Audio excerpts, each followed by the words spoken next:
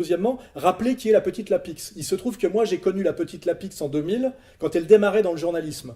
Elle venait de Saint-Jean-de-Luz, c'est une fille d'entrepreneur de Saint-Jean-de-Luz, donc Pays Basque, et elle faisait à l'époque la rubrique cinéma. Elle n'a aucune compétence pour parler de politique, hein, et son assomption étrange dans les médias vient du fait qu'elle a épousé un certain Sadoun. Hein. Elle s'appelle d'ailleurs Madame Sadoun, je ne sais pas pourquoi on l'appelle encore Madame Lapix. Sans doute pour cacher que son poste lui vient du fait qu'elle a épousé, ce qui est un mariage princier, l'héritier, et c'est même le cas de le dire, de Publicis.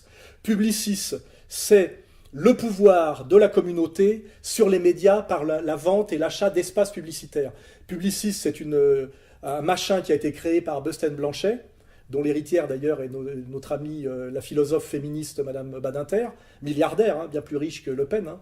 Et ça a été transmis après à Monsieur Lévy, aujourd'hui à Monsieur Sadoun. C'est-à-dire que je dirais que organiquement, ce système de domination sur les médias est, comment dirais-je, communautaire. Hein, c'est-à-dire, je vais dire le mot, c'est parisien. Voilà. Et donc je me dis que la petite Lapix, pour qu'elle épouse ce monsieur Sadoun, a dû, à mon avis, comme l'avait fait Estelle Hallyday avec Arthur, et même là encore plus évidemment, a dû se convertir au judaïsme.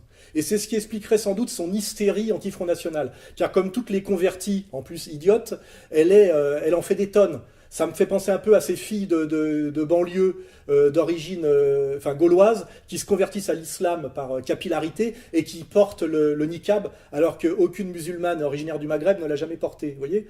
Donc ça serait intéressant, puisque par exemple que le Canard enchaîné ou que des journalistes un peu indépendants creusent un peu la piste Sadoun. Qui est cette petite Lapix? Pourquoi est-elle aussi hystérique?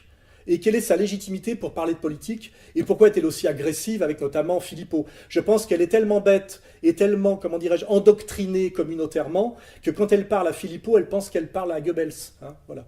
Mais elle aussi, il faudrait à un moment donné la dégager si Marine est élue. Elle n'a absolument pas sa place à ce poste-là.